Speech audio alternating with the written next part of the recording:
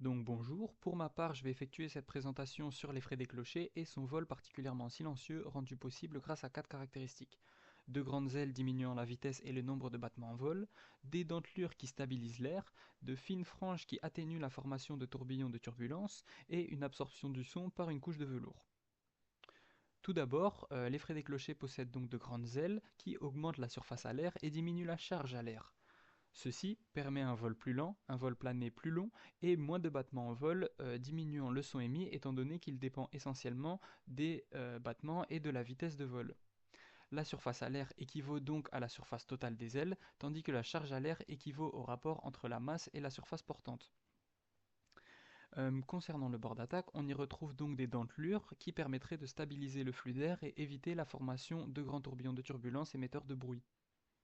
Ces dentelures joueraient un rôle de générateur de petits tourbillons longitudinaux qui maintiendraient une couche limite plus fine.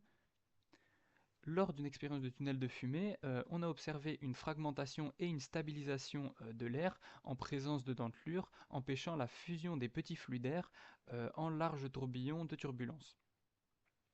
Dans notre cas, la couche limite est une fine couche adjacente au plumage, au niveau de laquelle l'air s'écoule à moindre vitesse.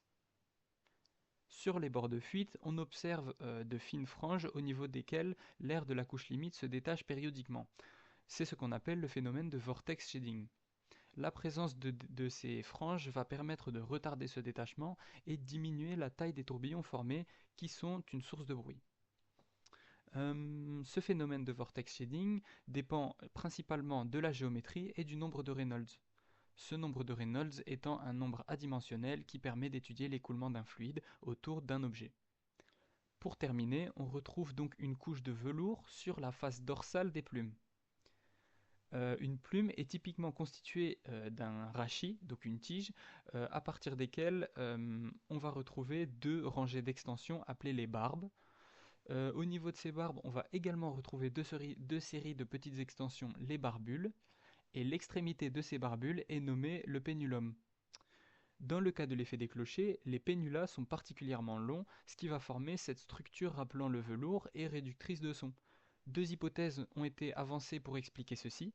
D'une part, une diminution de l'épaisseur de la couche limite, d'autre part, une lubrification du plumage qui minimiserait le bruit émis par les frottements entre les plumes. Pour terminer, un petit haïku, on ne l'entend pas, il recherche sa proie, tueur nocturne. Merci de m'avoir écouté.